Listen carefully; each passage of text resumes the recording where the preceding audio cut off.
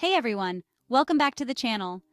Today we're going to tackle something that many of us have struggled with but often don't talk about: imposter syndrome. Whether you're achieving success in your career, school, or personal life, this nagging feeling of unworthiness can creep in. You might think, I don't deserve this success.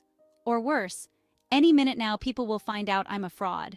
If this sounds familiar, don't worry. You're not alone. Imposter syndrome affects people from all walks of life, even those at the very top.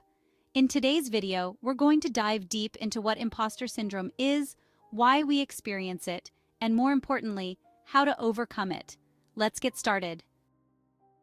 What is imposter syndrome? First, let's define what imposter syndrome is. Imposter syndrome is a psychological pattern where individuals doubt their accomplishments and fear being exposed as a fraud, despite evidence of their competence and success. It's that little voice in your head telling you that your success is a fluke or that you're not as capable as others believe you are. Even when you achieve something great, you feel like it's only a matter of time before everyone realizes you don't belong. Interestingly, imposter syndrome doesn't discriminate. It can affect anyone, regardless of their level of success. From high-powered CEOs to students excelling in school, many people feel this way. In fact, a 2020 study published in the Journal of General Internal Medicine found that up to 70% of people experience imposter syndrome at some point in their lives. The irony here is that the more successful you become, the more likely you are to feel like an imposter. Why? Because as you climb higher, the expectations increase, and the pressure to maintain your success intensifies. It's easy to attribute your achievements to luck or external factors rather than your own hard work and talent. The 5 types of imposter syndrome. Did you know that imposter syndrome doesn't look the same for everyone? In fact, Dr. Valerie Young, an expert on imposter syndrome, identified 5 different types of imposters. Understanding these types can help you identify how imposter syndrome manifests in your own life. Let's go through them. 1. The perfectionist. This type of imposter believes that unless they're perfect, they're a failure. They set impossibly high standards for themselves, and when they don't meet them, they feel like a fraud. 2. The Superwoman, Superman. This person believes they need to excel in every area of life. They take on too much and push themselves to the brink of exhaustion because they fear that slowing down will reveal their inadequacy. 3. The natural genius. This imposter believes that they should succeed without effort. If something doesn't come naturally to them, they feel like a failure. They assume that if they have to work hard, it must mean they're not as smart or talented as others. 4. The soloist. This person believes that asking for help is a sign of weakness. They feel like they must accomplish everything on their own to prove their worth. Any sign of collaboration feels like a cheat, and they fear it reveals their inadequacy. 5. The expert. This type of imposter feels like they need to know everything before they can be considered competent. They believe that unless they are 100% knowledgeable or skilled in every aspect of their field, they don't deserve their role or success. Now that we know what imposter syndrome looks like, let's dive into why we feel this way. Imposter syndrome often stems from a combination of internal beliefs and external pressures. One key factor is perfectionism. People who experience imposter syndrome often have perfectionistic tendencies. They feel like they have to be flawless in everything they do. And when they inevitably fall short of those impossible standards, they feel like they don't deserve their success. According to the American Psychological Association, perfectionism is closely linked to feelings of anxiety and inadequacy, which fuels imposter syndrome. Another factor is the fear of failure. For many people, failure feels like proof that they're not good enough.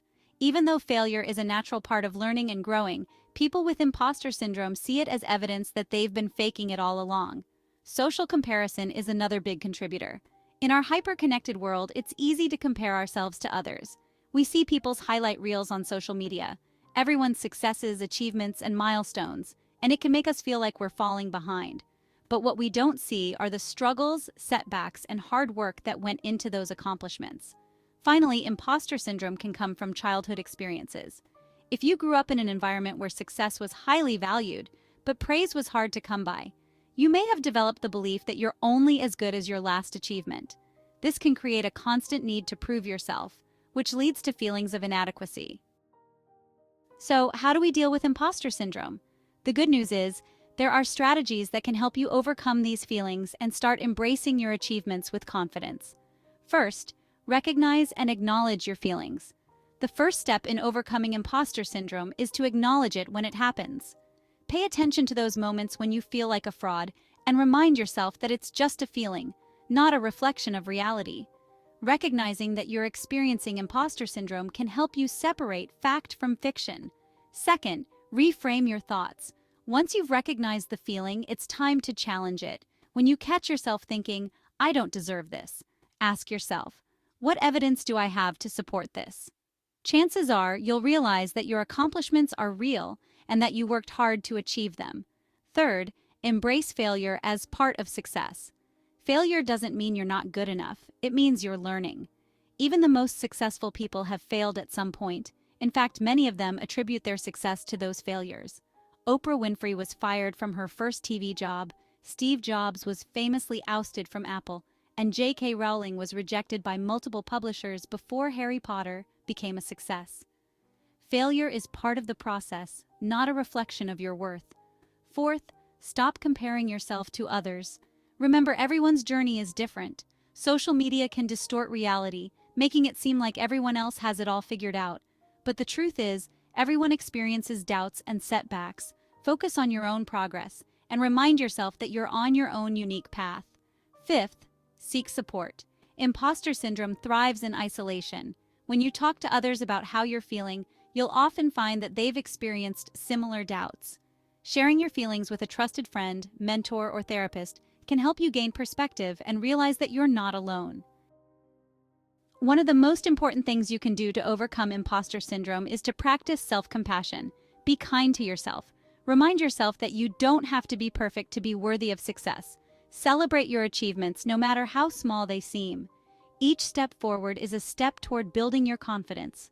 Sometimes, we get so caught up in what we haven't done or where we've fallen short that we forget to recognize how far we've come.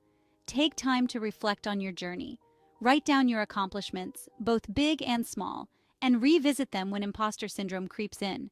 You've worked hard to get where you are, and you deserve to celebrate that. At the end of the day, imposter syndrome is something that affects almost everyone at some point, but it doesn't have to hold you back. By recognizing your feelings, reframing your thoughts, and embracing both success and failure, you can overcome imposter syndrome and step into your full potential. Thank you so much for watching today's video. If you found this helpful, please give it a thumbs up, subscribe to the channel, and hit the notification bell so you never miss another video on mental health, personal growth, and success. And in the comments below, let me know, have you ever experienced imposter syndrome? How did you overcome it? Let's keep the conversation going.